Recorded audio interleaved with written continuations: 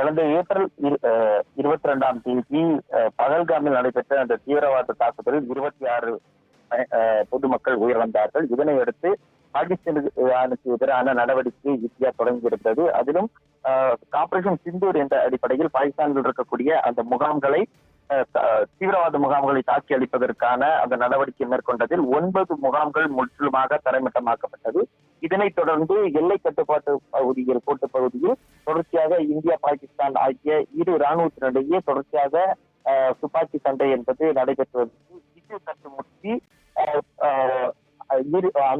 இரு நாடுகளும் தங்களுடைய பரஸ்பரம் அவரவர் எல்லைக்குள்ளாக அடுத்த நாட்டினுடைய எல்லைக்குள்ளாக ஏவுகணைகள் மற்றும் எரிகணைகளை தாக்கி ட்ரோன்கள் மூலமாகவும் தாக்குதலை நடத்த முற்பட்டிருந்தார்கள். அதிலும் குறிப்பாக பாகிஸ்தானை பொறுத்தவரைக்கும் இந்தியாவுடைய குடியிருப்பு பகுதிகளை குறிவைத்து தொடர்ச்சியாக ட்ரோன்கள் மற்றும் ஹெவி ஆர்டிலரிஸ் அதே போன்று ஏவுகணைகளை தாக்கி ஏவுகணை மூலம் தாக்குதலை நடத்தி வந்தது. இதை தொடர்ச்சியாக இந்தியா கண்டித்து வந்ததோடு எதிர் தாக்குதல் மற்றும் அங்கு பாகிஸ்தானுக்கு பதிலடி கொடுக்கும் வகையிலும் பாகிஸ்தானுடைய ராணுவ தளவாடங்கள், ராணுவ தளங்கள் மற்றும் விமான தளங்களை குறிவைத்து தாக்கி அழித்து வந்திருந்தது. இந்நிலையில் தான் இந்த சர்வதேச அளவில் இந்த இரு நாடுகளிலும் இந்த போர் தாக்குதலை உடனடியாக நிறுத்த வேண்டும் என்ற கோரிக்கை என்பது எழுந்து வந்திருந்தது. ஏற்கனவே இது தொடர்பாக பிரிட்டன் மற்றும் அமெரிக்கா ஆகிய இரு நாடுகளும் தொடர்ச்சியாக வலியுறுத்தி வந்திருந்தன. அதன் அடிப்படையில் தான் ஏற்கனவே இன்று காலையில் அமெரிக்காவுடைய வெளியுறவுத்துறை அமைச்சர் இந்தியாவுடைய வெளியுறவுத்துறை அமைச்சரை தொடர்பு கொண்டு பேசினார். அதே போன்று பாகிஸ்தானுடைய வெளியுறவுத்துறை அமைச்சர் மற்றும் அங்கு இருக்கக்கூடிய ராணுவ தளபதியை தொடர்பு கொண்டு இந்த உடனடியாக இந்த தாக்குதலை நிறுத்த வேண்டும், இரு நாடுகளும் அமைதியை கடைபிடிக்க வேண்டும் என்று தெரிவிக்கப்பட்டிருந்தது.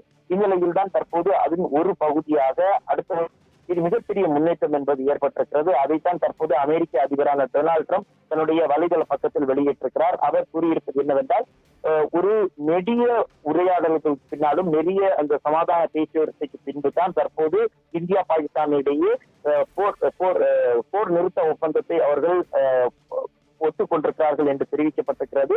இந்த இரு நாடுகளுக்கும் இதனுடைய வாழ்த்துக்களை தெரிவித்துக் கொள்கின்றேன் என்று அவர் தெரிவித்திருந்திருக்கிறார். அதே போன்று இரு நாடுகளும் எந்த பிரச்சனையாக இருந்தாலும் உடனடியாக பேச வேண்டும், பேசி தீர்க்க வேண்டும். அதே வேளையில் தற்போதைய நிலையில் உடனடியாக அந்த போர் நிறுத்தத்தை முழுமையாக கடைபிடிக்க வேண்டும் என்பது அவர் வலியுறுத்தியிருப்பதாகவும் அது தற்போது ஏற்றுக்கொள்ளப்பட்டிருப்பதாகவும் தெரிவித்து அந்த வாழ்த்தை அவர் தெரிவித்திருக்கிறார். அதே போன்று தற்போது பார்த்தோம் என்றால் இதனையே பாகிஸ்தானுடைய துணை பிரதமரான இஷ்கு தரும் தன்னுடைய வலைதள பக்கத்தில் வெளியிட்டிருக்கிறார். பாகிஸ்தான் மற்றும் இந்தியா சீஸ்ஃபயருக்கான அந்த ஒப்பந்தத்தை மேற்கொண்டிருக்கின்றது. இருவரும் பரஸ்பரம் அதில் ஒத்துக்கொண்டிருப்பதாகவும் தெரிவிக்கப்பட்டிருக்கின்றது. அதே வேளையில் இந்தியாவும் அதனை உறுதிப்படுத்துவதாக ஒரு அறிவிப்பை வெளியிட்டிருக்கிறார்கள். அதாவது அது அதிகாரப்பூர்வமான அறிவிப்பாக இருந்தாலும் வெளியுறவுத்துறை அமைச்சகம் மற்றும் டிஃபென்ஸ் பாதுகாப்புத்துறை அமைச்சகத்திடமிருந்து ஒரு தகவலானது வெளியாகி இருக்கிறது. அதில் பாகிஸ்தான் மற்றும் இந்தியாவுடைய அந்த பேச்சுவார்த்தை, அதாவது சமரச பேச்சுவார்த்தையாக இருந்திருக்கிறது. அது தற்போது ஒரு உடன்பாடு எட்டப்பட்டு சீஸ்ஃபயர் என்று சொல்லக்கூடிய அந்த போர் நிறுத்தத்திற்கான ஒப்பந்தத்தை ஏற்றுக்கொள்வதாக தெரிவித்திருக்கிறார்கள். அதே வேளையில் பாகிஸ்தானுடைய டிஜிஎம்ஓ ஏற்கனவே இன்று பிற்பகல் இந்தியாவை தொடர்பு கொண்டு இந்த போர் நிறுத்தத்திற்கான அந்த பேச்சுவார்த்தையை நடத்தினார் என்றும் தற்போது வெளிப்படையாக தெரிவிக்கப்பட்டிருக்கிறது. கடந்த சில நாட்களாக தொடர்ச்சியாக எல்லை பகுதிகளில் கடுமையான ஒரு போர் பதட்டம் என்பது ஏற்பட்டு அங்கிருக்கக்கூடிய எல்லை மாநிலமான ஜம்மு காஷ்மீர், பஞ்சாப், ராஜஸ்தான், குஜராத் உள்ளிட்ட மாநிலங்கள் முழுவதுமாக அந்த எல்லையோர மாநிலங்கள் இருக்கக்கூடிய மாவட்டங்களுக்கு முழுவதும் ஒரு அவசர நிலையை பிரகடனப்படுத்தி இருந்தார்கள். அதிலும் குறிப்பாக இரவு நேரங்களில் முழுவதுமாக மின்சாரம் துண்டிக்கப்பட்டு பிளாக் அவுட் நிலையை ஏற்படுத்தி இருந்தார்கள். அது ஏனெனில் அங்கிருக்கக்கூடிய ஒவ்வொரு பிரஜைகள் மற்றும் குடிமக்களுக்கு பாதுகாப்பு அளிக்க வேண்டும் என்பதன் அடிப்படையில் அவர்களே அங்கிருந்து வேறு பகுதிக்கு செல்லுமாறும் அல்லது அங்கிருக்கக்கூடிய அந்த பதுங்கு குழியில் தங்களை பாதுகாத்துக் கொள்ளுமாறும் அறிவுறுத்தப்பட்டிருந்த நிலையில் தற்போது இந்த போர் நிறுத்தமானது உடன்பாடு என்பது எட்டப்பட்டிருப்பது என்று ஒரு மிக முக்கியமான விஷயமாக பார்க்கப்படுகிறது. அதே வேளையில் பார்த்தோம் என்றால் ஏற்கனவே இந்த போர் தொடங்கிய போது இதில் இந்திய தரப்பிலும் வந்துட்டு சிலர் உயிரிழந்திருக்கிறார்கள், பொதுமக்கள் உயிரிழந்திருக்கிறார்கள். பாகிஸ்தான் மீதான மிகப்பெரிய இந்தியாவின் குற்றச்சாட்டு என்பது இந்திய குடியிருப்புகள் மீது தாக்குதலை நடத்தியதாக பாகிஸ்தானை இந்தியா குற்றம் சாட்டி வந்தது. குறிப்பாக ஹெவி ஆர்டிலரிஸ் மற்றும் ஏவுகணைகள், எரிகணைகளை கொண்டு இந்திய குடியிருப்புகள் மீது தாக்குதல் நடத்தி இருக்கிறார்கள். இது கோழைத்தனமானது என்று ஏற்கனவே இந்தியா கண்டித்திருந்தது. அதே வேளையில் ட்ரோன்கள் மூலமாக இந்தியாவுடைய ராணுவ தளங்கள் மற்றும் விமான தளங்களை குறிவைத்து தாக்குவதற்கான நடவடிக்கை முற்பட்ட போது அது அனைத்தையும் இந்தியாவுடைய வான்வெளி பாதுகாப்பு தொழில்நுட்பமானது முற்றிலும் முறியடித்திருக்கிறது. அதே வேளையில் இந்திய ராணுவம் டார்வின், நீங்கள் தொடர்ந்து இணைப்பிலேயே இருங்க. உங்களிடம் பல்வேறு தகவல்களை கேட்டு பெற வேண்டியிருக்கிறது. இது தொடர்பான முழுமையான மேலும் கூடுதல் விவரங்களோடு எமது டெல்லி செய்தியாளர் டார்வின் இணைகிறார். டார்வின், நீங்க மேலும் விவரங்களை பதிவு பண்ணலாம். இந்த போர் நிறுத்தத்தை பொறுத்த வரைக்கும் பார்த்தோம் என்றால் இது ஒரு தற்போது கிடைத்த ஒரு இடைக்காலமான ஒரு தீர்வாகத்தான் பார்க்கப்படுகிறது. ஏனெனில் இந்தியாவை பொறுத்த வரைக்கும் இந்தியா தெளிவாக கூறியிருக்கிறது, தீவிரவாதத்தை பொறுத்த வரைக்கும் தீவிரவாதத்திற்கு எதிராக கடைசி வரை போராடும், தீவிரவாதத்தை வேறறுக்க வேண்டும் என்பதுதான் இந்தியாவுடைய கொள்கையாக இருக்கிறது. பாகிஸ்தான் தங்களுடைய அந்த தீவிரவாதத்தை தூண்டி விடுவதற்கான அனைத்து முயற்சிகளையும் அவர்கள் நிறுத்த வேண்டும் என்பதுதான் இந்தியாவுடைய நெடுநாள் வலியுறுத்தலாக இருந்து கொண்டிருக்கின்றது. தற்போது சர்வதேச அளவில் இருக்கக்கூடிய அந்த சர்வதேச நாடுகள் மற்றும் பாகிஸ்தானுக்கும் இந்தியாவுக்கும் நட்பாக இருக்கக்கூடிய அந்த நடுநிலை வைக்கக்கூடிய நாடுகள் மூலமாக அழுத்தத்தை கொடுப்பதற்கான முயற்சியும் இந்தியா எடுத்து வந்திருந்தது. அந்த வழியில் தான் தற்போது அமெரிக்காவுடைய இந்த செயல்பாடை நாம் பார்க்க வேண்டும். குறிப்பாக அவர்கள் மீடியேட் செய்திருக்கிறார்கள். அமெரிக்கா முந்தைய காலகட்டத்தில் பார்த்தோம் என்றால் அமெரிக்காவில் தான் அதிக ஆயுதங்களை பாகிஸ்தான் என்பது வாங்கி கொண்டிருந்தது. தற்போது அதனுடைய பாகிஸ்தானுக்கு சீனாவும் வழங்கி வந்திருக்கிறது. எனவே பாகிஸ்தானுடனான அமெரிக்காவுடைய ஒரு உறவு என்பது முன்ன காலத்திலிருந்தே ஒரு உறவான இருந்துட்டு இருந்தது. எனவே தான் அமெரிக்கா இதில் தலையிட்டு பேச்சுவார்த்தை நடத்துவதற்காக பாகிஸ்தான் ஒப்புக்கொண்டிருப்பதாகத்தான் நாம் கருத வேண்டும். ஏனெனில் இன்று பிற்பகல் சமயத்திலேயே இந்த பாகிஸ்தானுடைய ராணுவ தளபதியிடம் பேசிய போதும் ராணுவ தளபதி அதன் பின்பாக இந்தியாவை தொடர்பு கொண்டு பேசியதாக இந்த தகவல் எல்லாம் எழுந்து வந்திருந்த நிலையில் தற்போது அது உறுதிப்படுத்தப்பட்டிருக்கின்றது. அதன் அடிப்படையில் தான் முழு நீள போர் ஒப்பந்தத்திற்கும் உடனடியான போர் நிறுத்த ஒப்பந்தத்திற்கும் பாகிஸ்தான் சம்மதித்திருக்கிறது.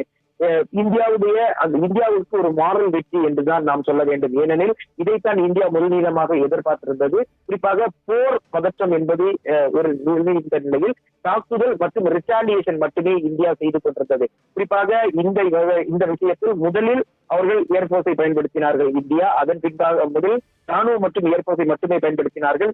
கப்பற்படையை அவர்கள் ஒரு ஸ்டாக்மெண்ட், அதாவது ஆல்டர்னேட்டாக நிறுத்தி வைக்க மட்டுமே செய்திருந்தார்கள். ஒருவேளை கப்பற்படையின் சேர்ந்து தாக்குதலை நடத்தியிருந்தால் அது போராக மாறி இருக்கும். ஆனால் இந்தியாவை பொறுத்த வரைக்கும் பாகிஸ்தானுக்கு ஒரு நெருக்கடி கொடுத்து அவர்களுடைய மொத்த செயல்பாட்டையும் நிறுத்த வேண்டும் என்பதுதான் அதை தற்போது இந்தியா வெற்றிகரமாக வைத்திருக்கிறது. அதிலும் குறிப்பாக அமெரிக்கா போன்ற வல்லரசு நாடுகள் இதில் தலையிட்டு பாகிஸ்தானுடன் முதலில் பேச்சுவார்த்தை நடத்தி இந்த போர் நிறுத்தத்தை அவர்கள் ஒப்புக்கொள்ள வைத்திருக்கிறார்கள். மேலும் இதற்கு இந்த ஒப்பந்தத்தை பொறுத்த வரைக்கும் ஃபுல் அண்ட் இமீடியட் சீஸ்ஃபயர் என்பதைத்தான் ட்ரம்ப் அதில் மேற்கோள் காட்டியிருக்கிறார். அதுவும் அவர் கேபிட்டல் லெட்டரில் அதை முழுவதுமாக கோடியிட்டு காட்டியிருப்பதை பொறுத்த வரைக்கும் ஒரு எச்சரிக்கை முடிக்கும் தொகையில் தான் இந்த பேச்சுவார்த்தையை அவர்கள் நடத்தியிருக்க கூடும் என்று தெரிகிறது. அந்த வகையில் தான் பாகிஸ்தானும் தற்போது இந்த போர் நிறுத்தத்துக்கு ஒப்புக்கொண்டிருக்கின்றார்கள். அதன் பின்பாக இந்தியாவிற்கிடம் பேசி இந்தியாவும் தங்களுடைய டிமாண்டை நிச்சயமாக வைத்திருப்பார்கள். குறிப்பாக இந்த பீஸ் என்று, அதாவது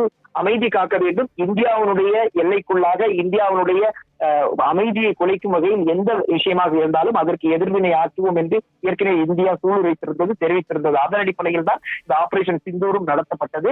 தற்போது அதற்காக கிடைத்த வெற்றியாகத்தான் நாம் இதை பார்க்க வேண்டும். டார்வின், பிரதமர் இல்லத்தில் உயர்மட்ட அதிகாரிகளோடு பிரதமர் 3 முறைக்கு மேல் அந்த ஆலோசனைகளையும் நடத்தி இருந்தார். தற்போது இந்தியாவும் பகிரங்கமாக அறிவித்துவிட்டது. போர் நிறுத்தத்தை 5 மணி முதல் போர் நிறுத்தம் அறிவிக்கப்பட்டதாக இந்தியாவும் கூறியிருக்கும் நிலையில் இதுக்கு அடுத்த கட்டமாக ஏதோனும் ஆலோசனை கூட்டங்கள் நடைபெற வாய்ப்புகள் இருக்கிறதா? இது குறித்தான தகவல்கள் இருந்தால் நீங்க பகிர்ந்து கொள்ளலாம்.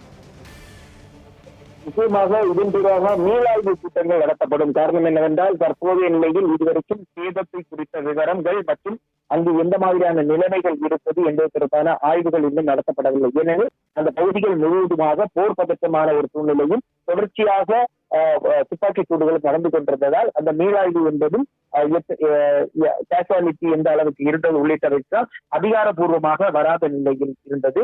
இது தொடர்பான நிச்சயம் ஒரு மீளாய்வு கூட்டம் நடைபெறும். இதற்கு அடுத்தபடியாக எவ்வாறு பாகிஸ்தானுக்கு மேலும் அழுத்தத்தை கொடுக்கலாம் உள்ளிட்டவை தொடர்பாகவும் நிச்சயமாக இந்தியா சர்வதேச அளவில் இதை கொண்டு செல்வதற்கான அனைத்து நடவடிக்கையை எடுக்கும். மேலும் ஏற்கனவே இந்தியாவை பொறுத்தவரைக்கும் பாகிஸ்தானுக்கான நிதியை தடுக்க வேண்டும் என்ற ஒரு முனைப்புடன் செயல்பட்டிருந்தது. ஆனால் அதை மீறி IMF உடைய அந்த $1.3 பில்லியன் என்பது பாகிஸ்தானுக்கு வழங்கப்பட்டிருந்தது. பாகிஸ்தானை பொறுத்த வரைக்கும் பாகிஸ்தானுக்கான அந்த நிதி ஒதுக்கீடு சர்வதேச அளவில் பெற்றிருந்தாலும் அது தீவிரவாதத்துக்கு பயன்படுத்துவதாக இந்தியா குற்றம் சாட்டப்படக்கூடிய நிலையில் இது தொடர்பாக ஒரு அழுத்தத்தை மேலும் சர்வதேச அளவில் இருந்து கொடுத்து பாகிஸ்தானிடம் அவருடைய அந்த ஃபண்ட் அக்கௌண்டபிலிட்டி அவர்களுக்கு திணிப்பதற்கான ஒரு வாய்ப்பு இருக்கிறது. அதே வேளையில் உள்நாட்டு பாதுகாப்பு, மேலும் பாதுகாப்பை அதிகரிப்பது உள்ளிட்ட பல்வேறு விவகாரங்கள் தொடர்பாகவும் பிரதமர் ஆலோசனை மேற்கொள்ள இருக்கிறார். போர் நடக்கும்போது மட்டுமல்லாமல் போர் முடிந்த பின்பாகவும் இது போன்ற தருணங்களில் பிரதமர் விரிவான ஆலோசனை நடத்தி கொண்டு நமக்கு எந்த மாதிரி சில வேளைகளில் நமக்கு சில லூப் ஹோல்கள் இருந்திருக்கும், அதை சரி பண்ணுவதற்கான அடுத்த கட்ட நடவடிக்கை என்ன உள்ளிட்ட ஆலோசனைகளை மேற்கொள்வதற்கான வாய்ப்புகள் என்பது அதிக அளவில் இருக்கிறது. தற்போதைய நிலவரங்களுக்கு மிக்க நன்றி டார்வின்.